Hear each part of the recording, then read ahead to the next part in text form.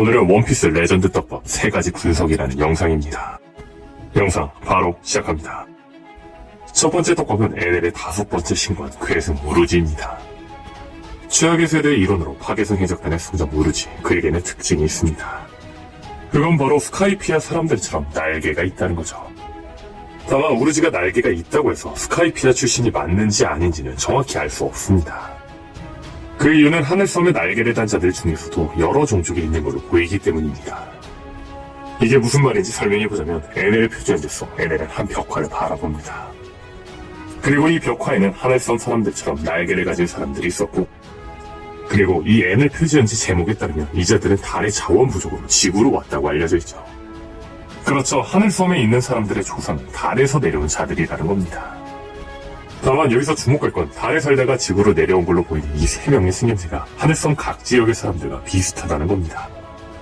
이자는 스카이피아 사람들과 같은 옷을 입었으며 스카이피아 사람들처럼 날개가 있습니다. 그리고 이자는 샨도라 사람들과 같은 옷을 입었으며 샨도라 사람들처럼 날개가 있습니다. 마지막으로 이자는 하늘섬 사람들처럼 날개는 있으나 이자는 스카이피아나 샨도라 사람들과 입던 옷과 달라 보입니다. 오다쌤이 이 표지연지에서 말하고 싶은 건 날개를 가진 자들의 조상들이 달에서 지구에 있는 각각 샨도라, 스카이피아로 내려왔다는 걸 의미하는 걸로 보입니다. 그렇다면 이자는 지구 어떤 곳으로 내려갔을까요? 바로 비르카로 보입니다. 비르카가 어딘지 잘 기억 안 나시는 분들이 계실 수 있지만 비르카는 8년 전 스카이피아 남동쪽에 존재하던 하늘섬입니다. 다만 NL은 불명의 이유로 이 섬을 파괴시켰죠. 그렇다면 왜 저는 이자가 지금은 사라진 비르카에 내려온 자라고 이야기하는 걸까요? NL의 표지연제 속 옷을 폐지하고 이자들을 보시면 이자만 다른 게 하나 있습니다. 그건 바로 날개입니다. 자세히 살펴보면 앞서 말한 샨도라 스카이피아의 조상으로 보이는 자들의 날개는 위로 향하고 있습니다. 근데 이자는 아래로 향하고 있죠. 그렇다면 주목할 건 비르카에서 온 NL과 4명의 신관의 날개입니다. NL은 날개가 없으니 비교할 수 없지만 4명의 신관 날개를 살펴보면 날개 모양이 샨도라, 스카이피아 사람들과 다르게 아래로 향하고 있습니다. 그렇습니다. NL의 표준제 속 이자는 비르카 사람들의 조상이라는 거죠. 그렇다면 여기서 주목할 건 우루지입니다. 우루지의 날개를 자세히 보시면 우루지 역시 스카이피아 사람이나 샨도라 사람처럼 날개가 위로 향하고 있는 게 아니라 비르카 사람들처럼 날개가 아래로 향하고 있습니다. 즉, 우루지는 스카이피아나 샨도라 출신이 아닌 NL처럼 비르카 출신이라는 거죠. 그렇다면 주목할 건 앞서 말한 NL의 행적입니다. NL은 자신의 고향 비르카를 멸망시켰습니다. 다만 4명의 신관이 함께 있는 걸로 보아 NL은 스카이피아 때처럼 자신들을 따르는 자를 제외하고 나머지를 다 멸망시킨 걸로 보이죠. 그렇다면 멸망한 비르카 출신의 우루지는 어떻게 살아남았던 걸까요? 저는 우루지 역시 NL의 신관 아니었을까 생각이 됩니다. 그 결정적인 이유는 바로 하늘섬의 시련의 길입니다. 하늘섬에서 루피 상주 우습은 동료들과 헤어지고 루피 등의 동료들을 찾기 위해 신의 섬으로 향합니다. 다만 밀키로드를 향해 가던 중 시련의 길이 나오죠. 근데 재미있는 건 시련의 길은 4명의 신관이 각각 위치한 4개의 문으로 보이지만 자세히 보시면 1개의 문은 닫혀 있다는 겁니다. 그렇죠. 원래 5개의 문이지만 1개는 닫혀져 있는 걸로 보인다는 거죠. 혹시 이 나머지 1개 시련의 문의 주인이 우루지 아니었을까요?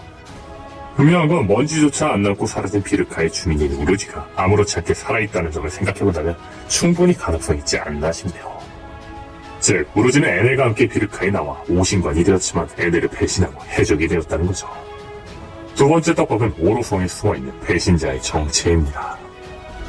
오다쌤은 해적 이야기에 걸맞게 원피스 스토리에서 몰래 잠입한 배신자가 많이 보입니다. 실예로 오뎅의 사무라이들의 잠입한 칸주로, 도폴라밍고 해적단에 몰래 잠입한 로신한테, 백수 해적단에 몰래 잠입한 드레이크 등 원피스 세계관에서 몰래 잠입한 배신자의 이야기는 빠질 수가 없죠. 앞서 말한 우루지도 비르카의 복수를 위해 NL 신관에 잠입해 있던 걸지도 모릅니다. 그렇다면 여기서 주목할 건 오로성에도 배신자가 있는 걸로 보인다는 겁니다. 그 단서는 바로 도플라밍고 해적단입니다. 제 영상을 보신 분들은 아시겠지만 드레스로자 스토리는 현재 원피스 스토리의 축소판이라 해도 과언이 아닙니다. 가장 결정적인 예가 대결 구도인데 원피스 세계관 대결 구도는 DA1쪽 vs 철룡인이라는 구도입니다. 근데 드레스로자에서도 DA1쪽 루피 대 철룡인 도플라밍고 구도가 나오죠. 심지어 이 대결은 세계정부와 고대 왕국의 대결처럼 모든 것을 억압하고 세상 속에 가두어 통제하는 도플라밍과 이들을 해방시키는 루피의 대결이기도 합니다. 즉, 이 대결을 원피스 세계관과 연결시켜본다면 이것은 DL족대 천령이며 자유대 지배라는 구도가 있기도 하죠. 다른 예를 또 들어보자면 마리조와 드레스로자의 지형 구도도 비슷합니다. 설명하자면 길지만 여러 가지가 비슷하죠. 일단 자세한 이야기는 이 영상을 참고해주세요. 다시 들어와 이 여러 가지 스토리나 생김새 말고도 오데스는 드레스로자 편이 원피스의 축소판이라는 떡밥도 주었습니다. 그 떡밥은 도플라밍고와 이무입니다. 이무가 처음 등장하며 오로성이 이무에게 무릎을 꿇었을 당시 많은 사람들은 이 장면이 무언가 비슷하다는 걸 느꼈을 겁니다. 그렇죠. 도플라밍고가 처음 해적왕이 될 생각을 가졌을 당시 초창기 멤버들이 무릎을 꿇는 모습과 너무나도 비슷하다는 거죠.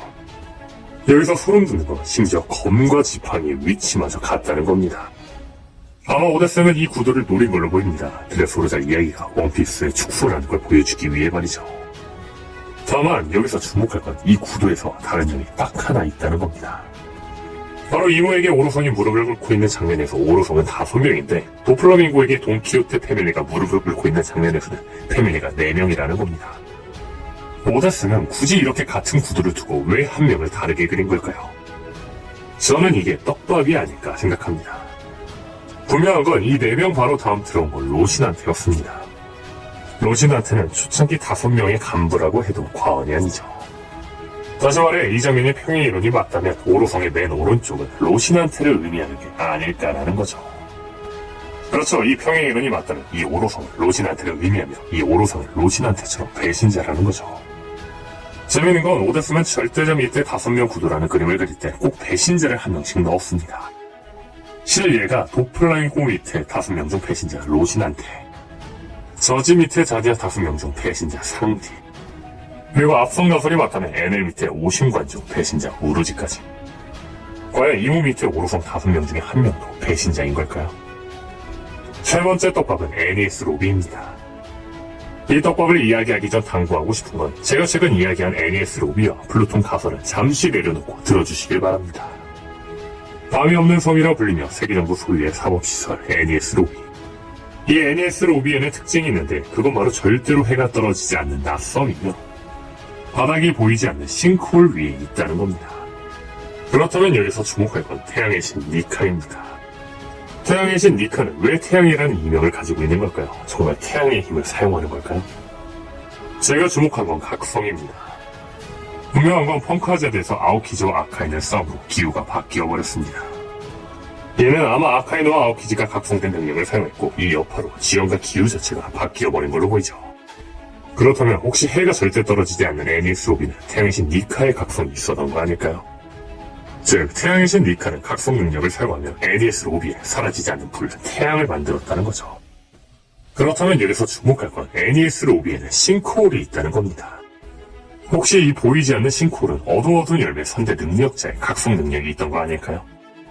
즉 이 애니스 로비에서 선대 태양의 신과 선대 어두워둔 열매의 능력자가 싸웠고 아카이노와 아오키즈의 여파로 기호가 바뀐 펑크하자드처럼 NS 로비도 전투의 여파로 해가 생기고 싱크홀이 생겼다는 거죠. 만약 이 가설이 맞다면 도대체 NS 로비가 뭐길래 선대 태양의 신과 선대 어두워둔 열매 능력자가 전투를 벌인 걸까요? 저는 이 NS 로비의 정체가 라프텔이라고 생각합니다. 이 떡밥은 2021년 9월에 설명했던 떡밥이지만 못 보신 분들을 위해 간략하게 이야기해보겠습니다. 이 이야기는 이 영상의 마지막 이야기이기 때문에 보신 분들은 이제 영상을 끄셔도 괜찮습니다. 이 영상은 라프텔의 정체가 NES 로비라는 가설입니다. 그리고 이 가설은 해외 사이트에서 수백만 조회수를 기록한 가설이죠.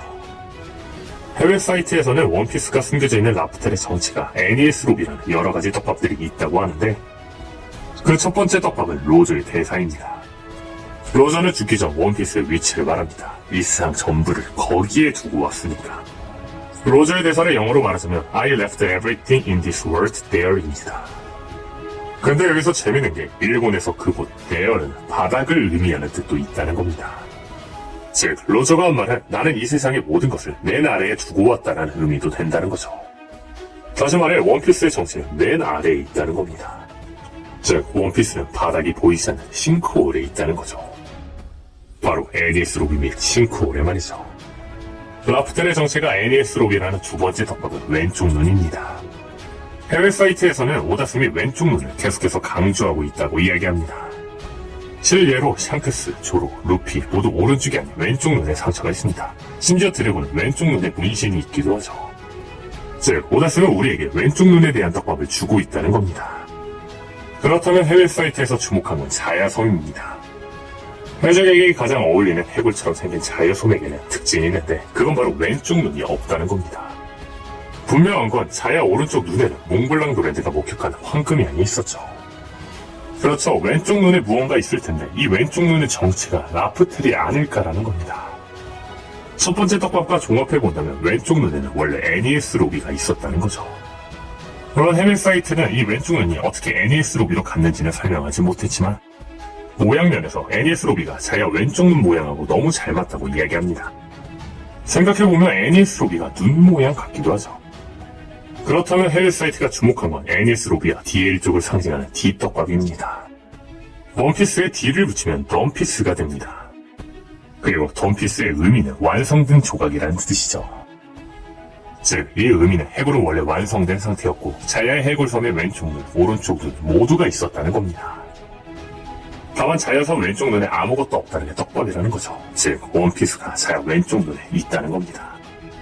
게다가 해외 사이트에서 또 하나 주목한 건 NES 로비는 CP9의 본거지, 사법의탁, 해군본부, 임펠단에 둘러싸여 있을 정도로 경비가 삼엄한데 그 이유는 세계 정부는 NES 로비가 고대 왕국의 일부라는 걸 알고 있었고 이 사실을 다른 사람들에게 숨기기 위해 라프텔 위에 NES 로비를 만들어 아무도 들어가지 못하도록 하지 않았을까라는 겁니다. 만약 자야의 왼쪽 눈이 NES 로비였으며 NES 로비가 라프텔이라면 주목할 건 노랜드와 로저의 상반된 평행 이론입니다. 노랜드와 로저는 말 그대로 상반되었습니다.